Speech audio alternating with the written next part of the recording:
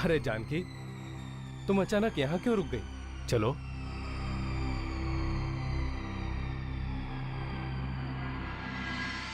अरे साहूकार जी आप? मैं आपको ही मिलने आया हूँ छोटे जमींदार साहब। अरे अब ना ही रही है जमीन और ना ही रहा हूँ मैं जमींदार, इसीलिए तो आना पड़ा मुझे। अच्छा हुआ साहूकार जी जो आप आ गए। बस ऐसे ही अपनी कृपा दृष्टि हम दोनों पर बनाए रखिए। साहूकार की कृपा दृष्टि जब वक्र दृष्टि में बदल जाती है छोटे जमींदार साहब, तब सब साहूकार को खलनायक बना देती है।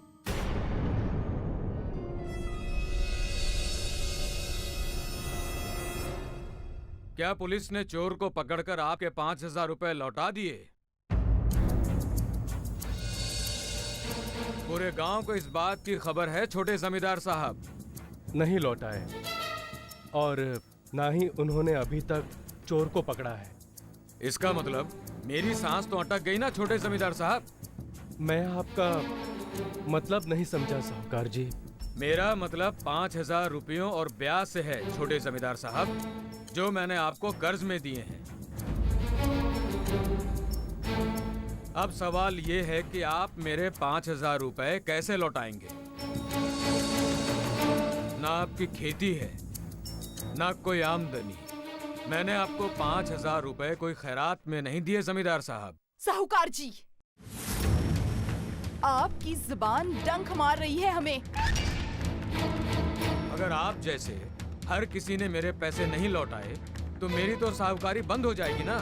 किसने कहा आपको कि हम आपके पैसे नहीं लौटाएंगे? जानता हूँ आप लौटाएंगे, तो लौटा दीजिए ना, सिर दर्द खत्म। अरे साहूकार जी, जब मेरे पास पैसे आएंगे तभी तो मैं आपको लौटाऊंगा ना। मैं इस जब और तब के झमेले में नहीं फंसना चाहता हूँ छोटे जमींदार साहब। मुझे पैसे तुरंत चाहिए। मुझे आपकी भाषा नापसंद है साहूकार जी। ये कैसी भाषा बोल रहे हैं आप? जब माँ जी मेरे पति का अपमान करती हैं, तब मैं बुरा नहीं मानती, क्योंकि वो मेरे पति की माँ हैं। भला बुरा कहने का अधिकार है उन्हें, लेकिन माँ जी का कोई गुलाम मेरे पति का अपमान करे, ये मैं बर्दाश्त नहीं करूंगी। चले जाइए यहाँ से। अरे जानकी, तुम आप इन्हें इसी वक्त यहाँ से जाने के लिए कहिए। आपने मेरा अपमान किया है छोटे जमींदार साहब। आपने मुझे गुलाम कहा है। नहीं साहूकार जी। चले जाइए यहाँ से। जा रहा हूँ, लेकिन एक बात याद रखना छोटे जमींदार साहब, आने वाले 7 दिनों के अंदर मेरे 5,000 रुपए और ब्याज वापस नहीं दिए तो ये गुलाम तुम लोगों को इस घर से धक्के मारकर बाहर निकाल देगा। याद रखना। चलो। अरे साहूकार जी सुनिए।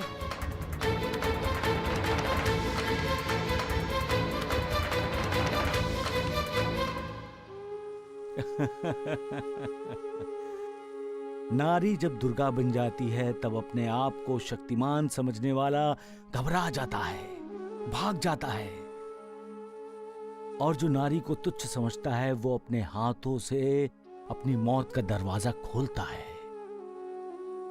नारी है तो नर है, नारी नहीं तो नर का कोई महत्व नहीं। साईं, गुरुदेव आप? तुम्हारी जो नौटंकी चल रही थी साईं, उसे ही देख रहा था मैं। नौटंकी?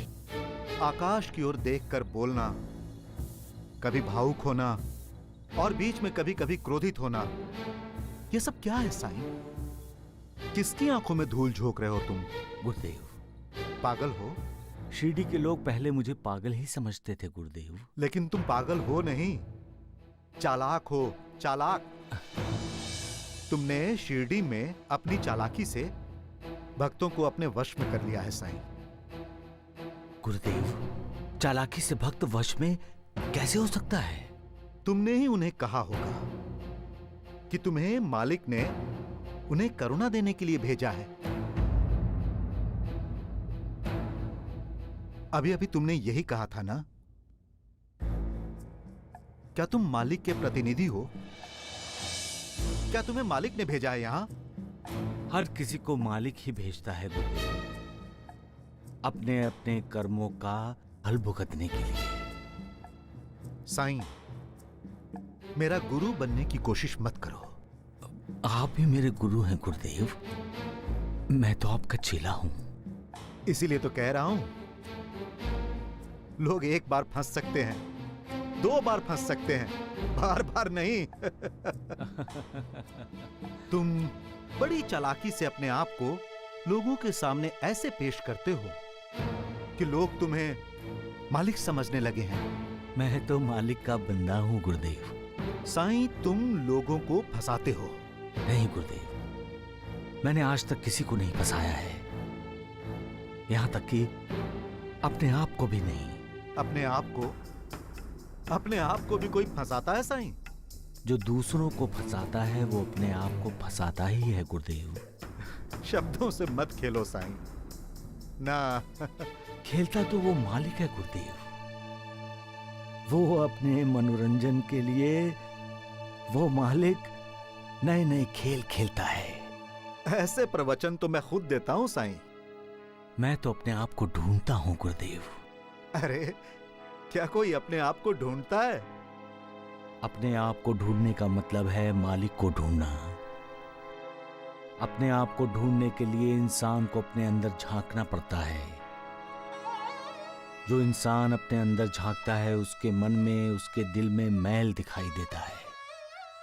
वो कितना गिरा हुआ है इसका एहसास होता है उसे। जब इंसान अपने मन का मैल साफ कर लेता है, जब अपने आप को ऊपर उठाने की कोशिश करता है, अपने मन में जो अंधेरा छाया है उसे मिटा देता है, तब क्या? तब उसे अपने अंदर की आत्मा का दिव्य साक्षात्कार होता है। ये आत्मा इंसान को बताती है कि तुम्हारा और परमात्मा का संबंध है, रिश्ता है। तुम मालिक के अंश हो, तुम मालिक के प्रतिनिधि हो। आत्मा इंसान को ज्ञान देती है कि तुम नहीं हो, तुम मैं हो।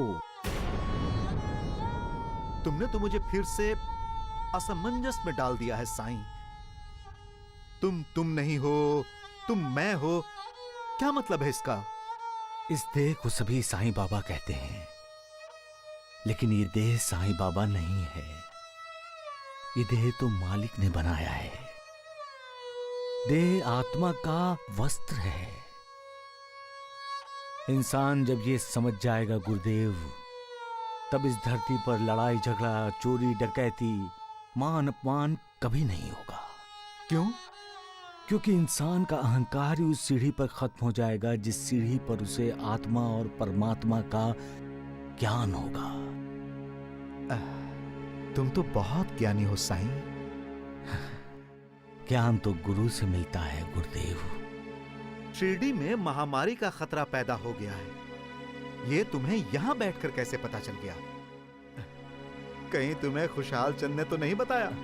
सबका मालिक एक।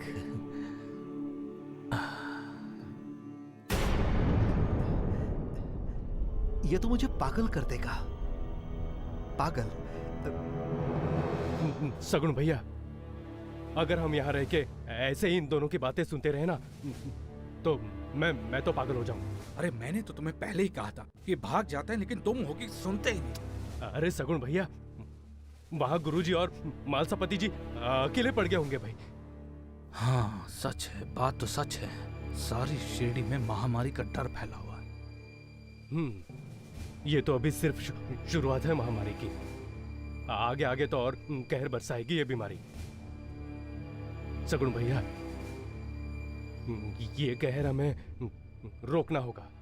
जितने भी मरीज हम द्वारिका माई में लेकर आए हैं मालसापति, वो सभी अब खतरे से बाहर हैं। वो तो साईनाथ की कृपा रहेगी तो सब कुछ ठीक ही होगा गुरुजी। लेकिन हमें महामारी को शिरडी से भगाना है।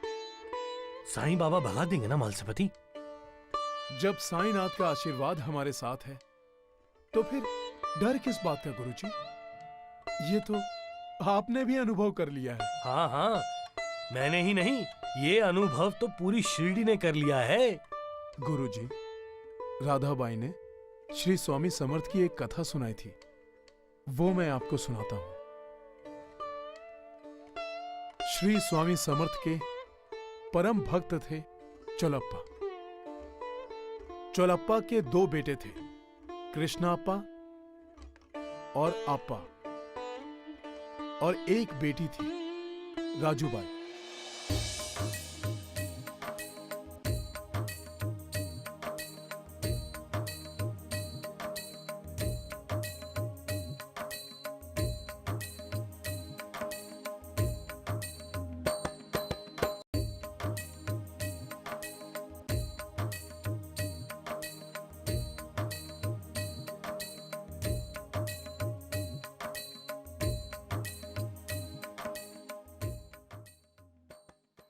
बोलो श्री सच्चिदानंद सदगुरु श्री स्वामी समर्थ महाराज की जय। श्री स्वामी समर्थ महाराज की श्री स्वामी समर्थ महाराज की कैसी है? हाँ?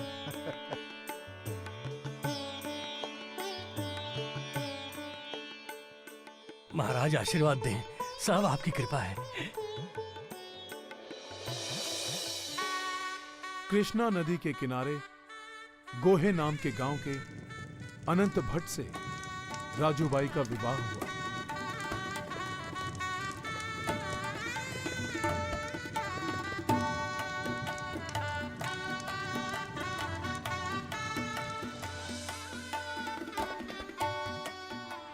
सदा सुखी रहो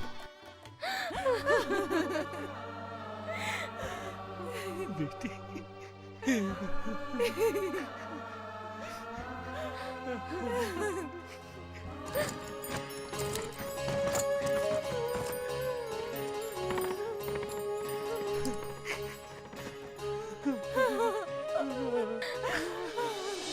कुछ सालों में ही राजूबाई को क्षय रोग हुआ, और फिर एक दिन चोलप्पा को संदेश मिला कि राजूबाई क्षय रोग से बीमार है। सच्चिदानंद सदगुरु स्वामी समर्थ महाराज की। बंद करो। स्वामी महाराज आज आरती होने नहीं देंगे। अवश्य उनका कोई भक्त संकट में होगा। स्वामी महाराज, स्वामी महाराज, स्वामी महाराज, स्वामी महाराज, स्वामी महाराज, स्वामी महाराज, राजूबाई को क्षय हो गया है। स्वामी महाराज, उसे बचाइए। स्वामी महाराज, उसे बचाइए। मुझ पर कृपा कीजिए। स्वामी महाराज, मुझ पर कृपा कीजिए। जाओ, वो ले आओ।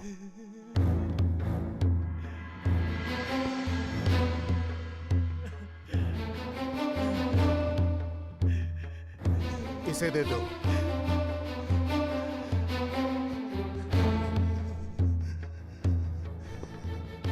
स्वामी महाराज, आपने ये गोबर का कंडा मुझे क्यों दिया? स्वामी महाराज, इसका क्या अर्थ है? स्वामी महाराज ने गोबर का कंटा देकर संकेत किया है कि चोलप्पा की बेटी अब बचने वाली नहीं है। राजूबाई की मौत के बाद चोलप्पा का परिवार शोकाकुल हुआ था। समय किसी के लिए रुकता नहीं है।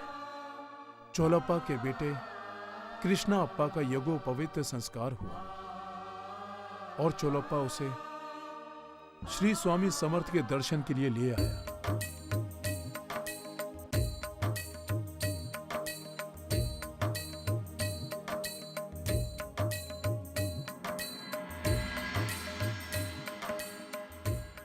आओ कृष्णप्पा, आओ। तुम तो मेरे नीलकंठ हो। आओ।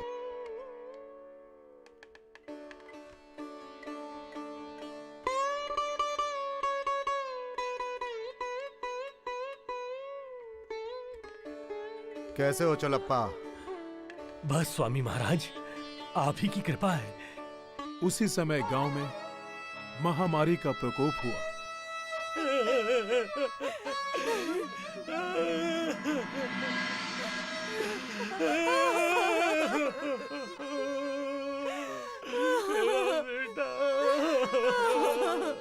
रो क्यों रही हो काशी?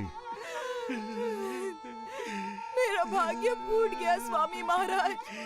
हमारा बेटा कृष्णप्पा भी हमें छोड़कर चला गया स्वामी महाराज, हमारा बेटा भी हमें छोड़कर चला गया। पहले राजू बाई गई और अब कृष्णप्पा भी। महाराज, अवश्य ही हमने कोई पाप किया होगा जिसके कारण हमें अपने बच्चों की मौत देखनी पड़ी। चोलप्पा चुप, काशी चुप। अरे मूर्खो, क्यों ऐसी अशुभ बातें कर रहे हो? कृष्णप्पा हम सबसे मजाक कर रहा है और तुम समझ रहे हो कि मर गया है।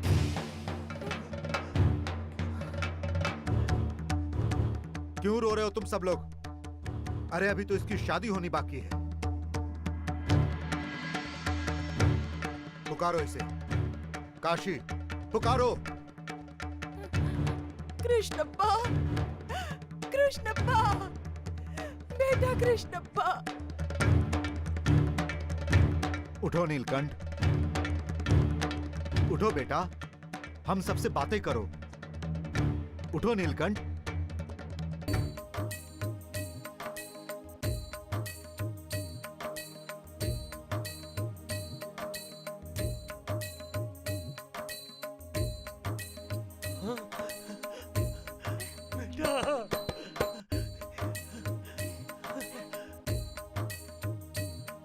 बेटा, स्वामी जी,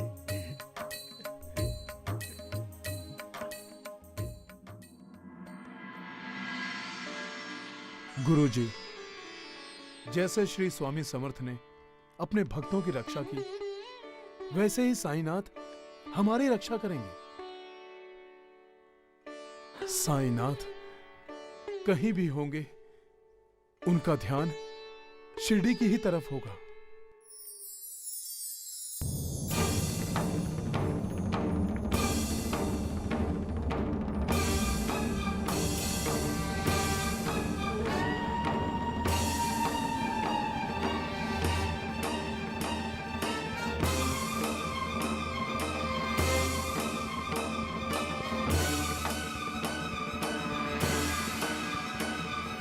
महालसापति, वहां खड़े होकर क्या गप लगा रहे हो? देखो, महामारी शिरडी का मुआयना कर रही है।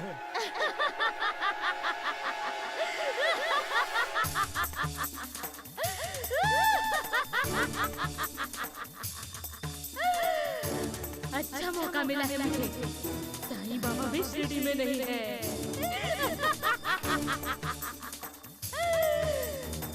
उस समय साईं बाबा ने मुझे शिरडी में प्रवेश करने पर रोक लगाई थी।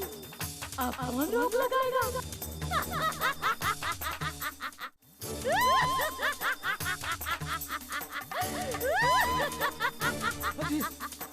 श्यामा, महालसापति, इतना सब कुछ होते हुए भी तुम असावधान कैसे रह सकते हो? अरे रोको महामारी को। अब मुझे कौन रोकेगा? मैं शिरडी में प्रवेश कर चुकी हूँ। वैसे भी साधारण आंखें तो मुझे नहीं देख सकती। अभी मैं हर घर में प्रवेश करूंगी।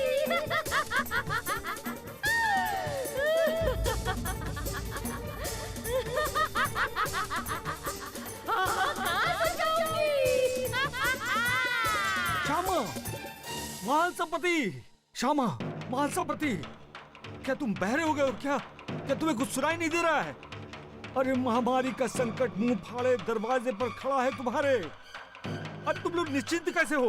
अरे रोको उसे, रोको उसे। हाँ, जहाँ ज्यादा बच्चे हो, उसी घर को पहले अपना लक्ष्य बनाना चाहिए। रुक जाओ। घर में जाके देखती हूँ। मैं कहता हूँ रुक जाओ। कौन है जो मुझे रोकने का दुस्साहस कर रहा है? चली जाओ शिरडी से। नहीं, अब मैं शिरडी को निकलने के बाद यहाँ से चली जाऊंगी। मुझे रोकने का दुस्साहस मत करना। मैं तुम्हें भी निकल जाऊंगी। कौन है? आगे मत बढ़ो। लोग मुझे साईं बाबा कहते हैं, रुक जाओ वहीं। साईं बाबा, चले जाओ यहाँ से। तूने पहले भी मुझे शिरडी में रोका था। अब मैं यहाँ आ चुकी हूँ। अब यहाँ तबाही और बर्बादी मचाने के बाद ही मैं यहाँ से चली जाऊंगी। मैं तुम्हें ऐसा कतई नहीं करने दूंगा। तुम खुद शिरडी के बाहर हो, मुझे कैसे रोकोगे? तुम्हारे ही सामने मैं इस घर में हाहाकार मचाऊंगी। देखती हूँ तुम मुझे कैसे रोकते हो। साईं बाबा, घर में तो हंसी मजाक चल रहा है, पल भर बाद यहाँ मातम मनाया जाएगा। मैं कहता हूँ रुक जाओ।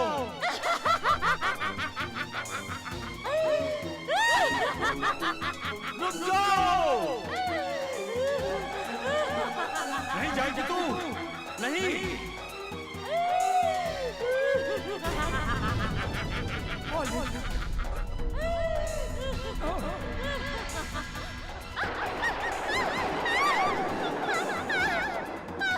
चली जाओ, चली जाओ।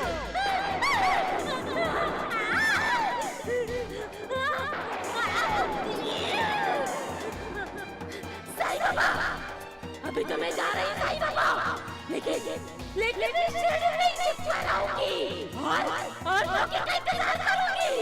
शिरडी को बर्बाद किए बगैर नहीं जाऊंगी मैं, नहीं जाऊंगी।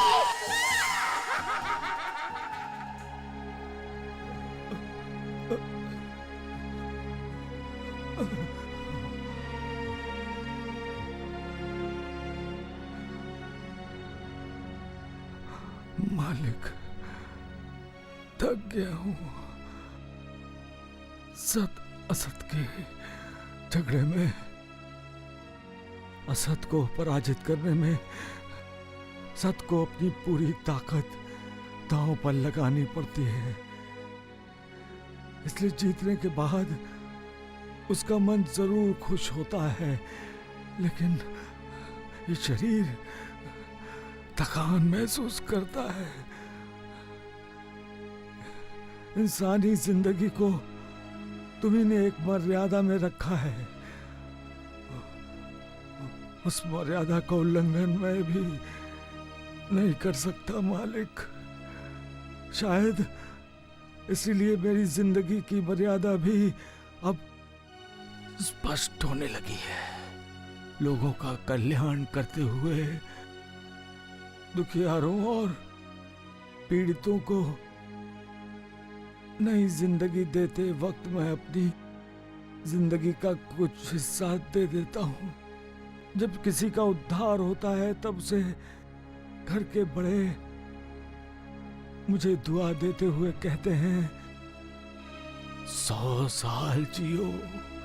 लेकिन मालिक, ये जो शरीर रूपी वस्त्र मैंने धारण किया है वो शायद 100 साल होने से पहले ही ये जीर्ण शीर्ण हो जाएगा मालिक, फट जाएगा। मुझे शक्ति दो मालिक। मैं इस वस्त्र को त्यागने से पहले लोगों को दुख, दर्द, पीड़ा से रहित कर दूं मालिक, रहित कर दूं सबका मालिक। एक 5,000 रुपए के लिए साहूकार हमसे हमारा घर छीन लेगा, ये जानते हुए भी कि इस तबेले का कोई उसे 1,000 भी नहीं देगा। जानकी, हमारे अपने भी हमारे लिए पराये हो गए हैं। आप माची की बात कर रहे हैं? तुम ही बताओ जानकी, क्या कोई माँ अपने बच्चे से, अपने बच्चे की खुशी से इतनी नफरत कर सकती है क्या? अपने ही बच्चे को अपना दुश्मन मान सकती है जानकी? बोलो। तो फिर माँ हम दोनों से इतनी नफरत क्यों करती है?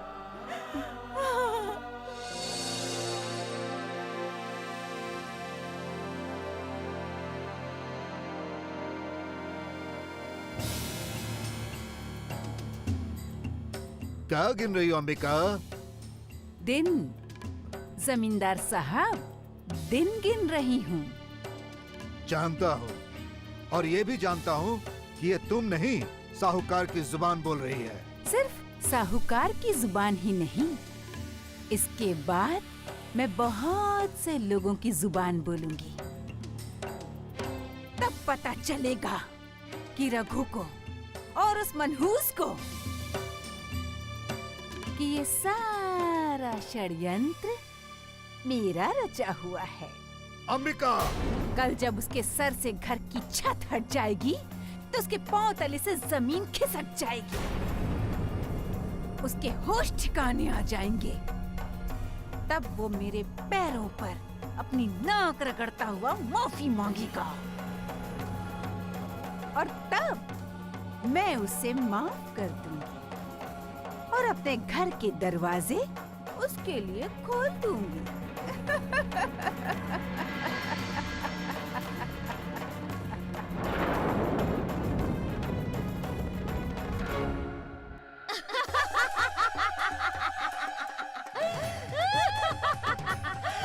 साईं बाबा की शिरडी। कोई नहीं जानता कि कुछ ही पलों बाद इसी शिरडी में मौत का नंगा नाच होगा। वो साईं बाबा मुझे डराता है। मैं अब उस शिरडी को अपने डर में जकड़ दूंगी।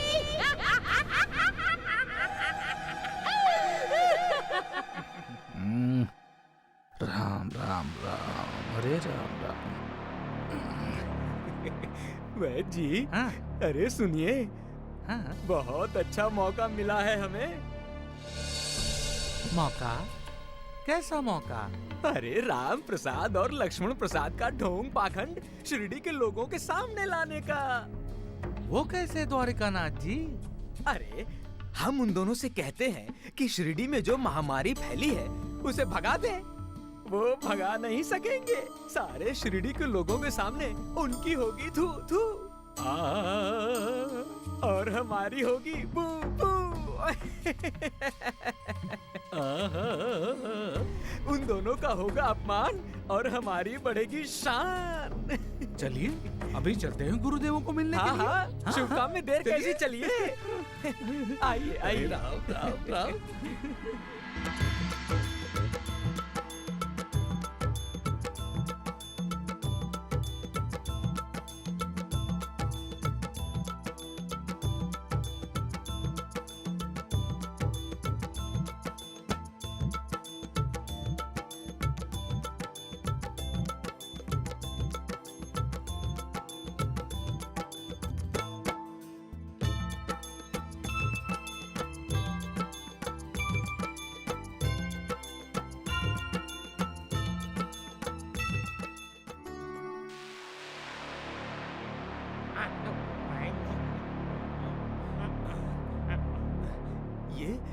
ये क्या हो रहा है गुरुदेव?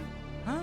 बम बम भोले, आंखें फूट गई है क्या तुम्हारी द्वारकानाथ? हम गेहूं पीस रहे हैं द्वारकानाथ। तो क्या इस आटे से हम रोटियां बनाएंगे गुरुदेव? रोटी तो तुम ही बनाते हो द्वारकानाथ। और तुम ही बनाओगे द्वारिकानाथ। बम बम भोले, हम तो महामारी को भगाएंगे। हाँ, जैसे साईं बाबा ने महामारी भगाई थी वैसे ही, है ना? ये तो अच्छा ही हुआ बहन जी। हमने एक आंख मांगी थी और भगवान ने 2-2 आंखें दे दी। बहन जी, इसका मतलब द्वारिका नाथ जी और आप 3-3 आंखों से देखोगे। पूरा कहीं के सत्यानाश। बम बम बम बम भोले। भोले।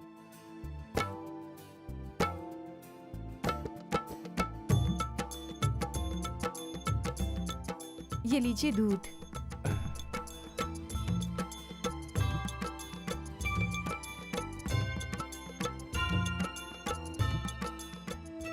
कहीं जा रहे हैं क्या आप? 7 दिन कब गुजर जाएंगे पता भी नहीं चलेगा। उससे पहले 5,000 रुपयों का इंतजाम तो करना होगा ना। कैसे करेंगे? गांव के दूसरे साहूकारों के पास जाता हूं। क्या आपको पूरा विश्वास है कि दूसरा साहूकार भी माँ जी के इशारों पर नहीं नाचेगा? जब मैंने आपको ये गहने दिए थे तब तो आपने ना कर दिया था।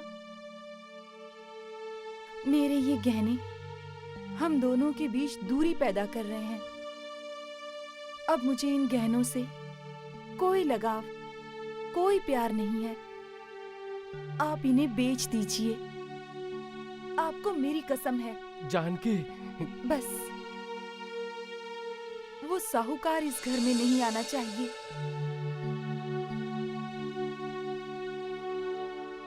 सुना आपने जमींदार साहब? उस मनहूस ने अपने गहने बेचकर उस साहूकार के 5,000 सूद समेत लौटा दिए हैं। बेचारी। कौन? वो मनहूस? नहीं, तुम। जमींदार साहब, तुम्हारे सारे इरादों पर पानी फिर गया ना? या यूं कहें कि बहू ने पानी फेर दिया। वो हमारी बहू नहीं है। सत्य से इनकार करने से कभी सत्य असत्य में थोड़े ही बदल जाता है। आज आपकी जुबान बहुत चल रही है जमींदार साहब। ये कुछ मीठा खाने के लिए ललचा रही है। कौन सा त्योहार है आज? आज तो त्योहार से भी बड़ा दिन है अंबिका। आज मेरे बेटे का घर जो बच गया। बेटे का घर बच गया। जमींदार साहब, आपके बेटे का पाला मुझसे पड़ा है, मुझसे। रघु कब तक उस मनहूस की ढाल बनता है देखूंगी मैं भी। अब तो कुछ नहीं बचा हुआ होगा ना उसके पास। जो भी हुआ अच्छा ही हुआ। अब मैं ऐसा वार करूंगी कि दोने दोने के लिए तरसेगा। लेकिन मुझे तो मत तरसाओ अंबिका। आज खाने में कुछ खीर पूरी हो जाए।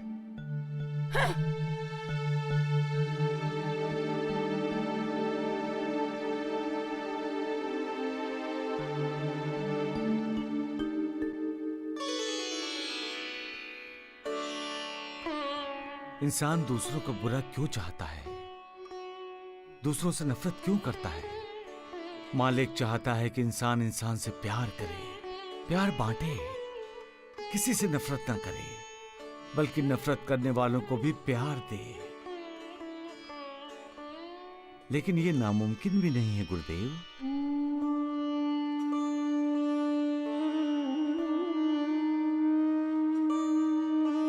तिरस्कार, द्वेष, ईर्ष्या, ये सभी हिंसा के प्रतीक हैं। इंसान को सबके साथ मिलजुल कर प्यार से रहना चाहिए। जो दुश्मनी दिखा रहा है उससे भी दोस्ती करनी चाहिए, उसे भी प्यार देना चाहिए। लेकिन साईं, क्या ये संभव है? हाँ? अगर इंसान पूरे होश हवास में रहेगा तो ये संभव है गुरुदेव।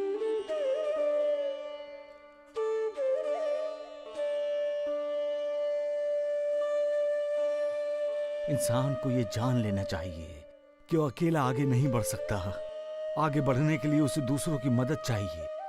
दूसरों को अपने साथ लेकर ही वो आगे बढ़ सकता है। लेकिन जब वो किसी से नफरत करता है तो उसके आगे बढ़ने के रास्ते में रुकावट पैदा होती है। उसके खुद के विकार और विचार रास्ते में बाधा बनकर खड़े हो जाते हैं। तुम ठीक कह रहे हो साईं।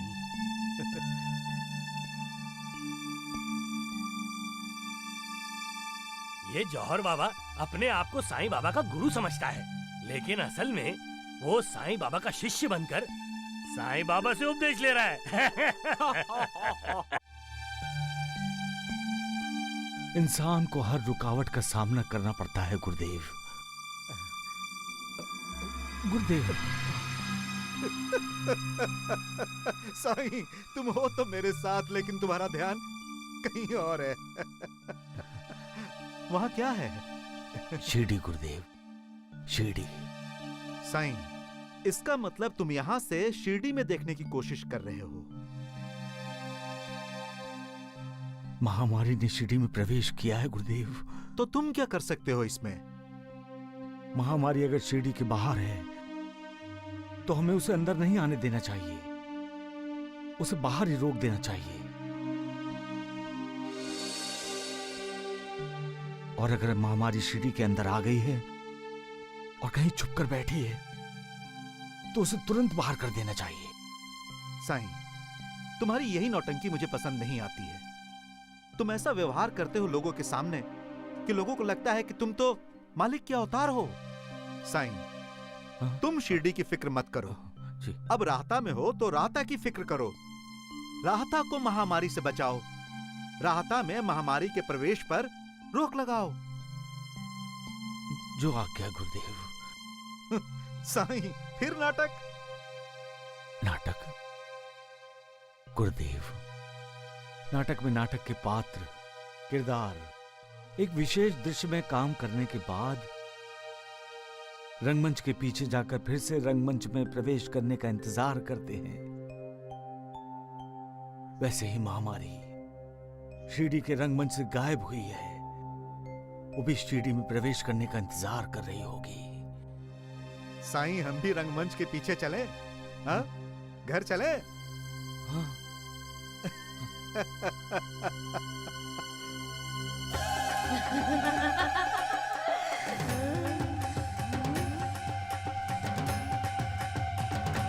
सब ठीक हो जाएगा। बम बम भोले, बम बम भोले। जय साईनाथ। जय साईनाथ। बम बम भोले, भोले। इतने बेफिक्र कैसे हैं ये लोग? क्या ये महामारी से डरते नहीं है? शोर क्यों मचा रहे हैं ये? तुम्हें शिरडी से भगाने के लिए आ रहे हैं। ये लोग मुझे कैसे भगा सकते हैं साईं बाबा? क्योंकि मेरा आशीर्वाद उन लोगों के साथ है। बम बम भोले, बम बम भोले। तुम्हारे आशीर्वाद के साथ ही मैं इन सबको निकल लूंगी। आज सबको पता चल जाएगा कि दुआ शक्तिशाली होती है या बद्दुआ।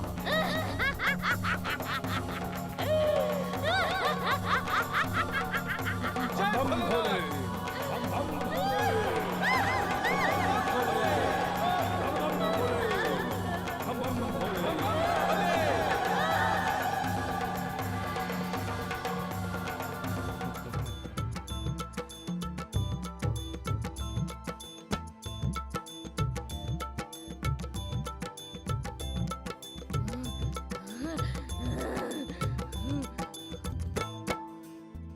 बम बम भोले।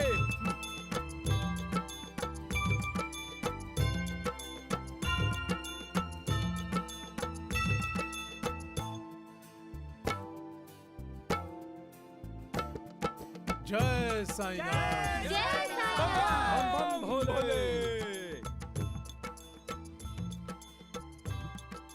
गुरुदेव, आटे की सीमा रेखा को लांघकर क्या महामारी शिरडी में नहीं आएगी? अरे मंदबुद्धि द्वारकानाथ, तुम्हें कोई शक है?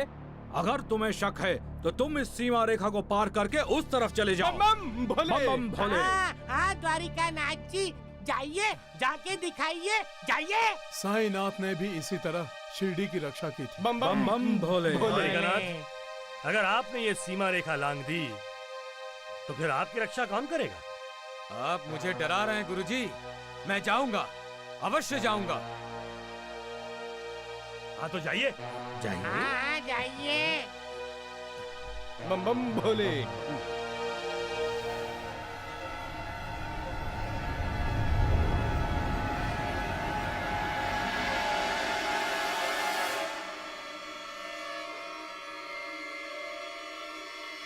कहाँ है महामारी है?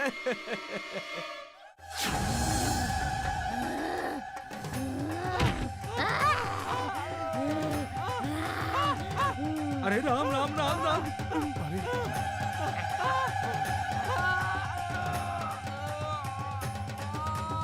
अरे कब कब तक चिल्ला रहा है तू? राम राम राम राम राम ढोंडिया। अरे ये द्वारिका नाथ जी की हालत ऐसे क्यों हो गई? जी, वो छूत की बीमारी होती है ना, महामारी ने जकड़ लिया है। जी, मुझे बचाइए। अरे अरे अरे द्वारिका नाथ जी को कोई बचाइए, बचाइए, बचाइए, बचाइए। बम बम भोले। अरे मंद बुद्धि द्वारका नाथ, तुम्हें इस सीमा के उस तरफ जाने के लिए किसने कहा था? बम बम भोले। अब तो साईनाथ ही द्वारिका नाथ की रक्षा कर सकते हैं। जी, मुझे बचाइए। मुझे छोड़ दो। छोड़। बम बम भोले, बम बम भोले, बम बम भोले। अरे भागो। बचाओ। अरे राम राम। द्वारका नाथ जी, आइए, आइए, अरे घबराइए नहीं, आइए, आ जाइए। मैं बच गया मैं जी। द्वारिका नाथ जी, आज आपको आपके दोनों गुरुओं ने बचाया है। उनके चरण पर माथा रख के आभार तो प्रकट कीजिए। जाइए। गुरुदेव। आयुष्मान भव। आशीर्वाद आशीर्वाद। बम बम भोले। अर्ची राम प्रसाद और लक्ष्मण प्रसाद की जय। बहुत खुश नजर आ रहे हो साईं। प्रणाम गुरुदेव। उसी दिशा में शिरडी है ना? जी गुरुदेव। लगता है शिरडी से महामारी भाग गई। आप ज्ञानी हैं गुरुदेव। इसमें ज्ञान कहां से आया साईं? तुम शिरडी की तरफ देखकर खुशी से उछल रहे थे तो मैंने अनुमान लगाया। साईं, ये शिरडी वालों ने महामारी को कैसे भगाया? गुरुदेव, इंसान जब कोशिश करता है तभी मालिक उसे कामयाबी देता है, और जो इंसान कोशिश नहीं करता उसे असफलता का मुंह देखना पड़ता है। कोशिश करने वालों की कभी हार नहीं होती गुरुदेव, क्योंकि कोशिश करने वाला ये मानता ही नहीं कि वो हार गया है, इसलिए वो कोशिश करता रहता है। जो कोशिश से नहीं हारता उससे मालिक भी हार जाता है गुरुदेव। क्योंकि गुरुदेव, प्रयत्न और यत्न का अर्थ है यज्ञ। जो यज्ञ करता है उनसे यज्ञ पुरुष यानी मालिक प्रसन्न होता है, दुआ देता है, आशीर्वाद देता है और सफलता उसके कदम चूमती है। इसका मतलब शिरडी वालों ने महामारी को भगाने के लिए यत्न किए, प्रयत्न किए और उनके प्रयत्नों को मालिक के आशीर्वाद मिले। हाँ? सबका मालिक एक, सबका मालिक एक।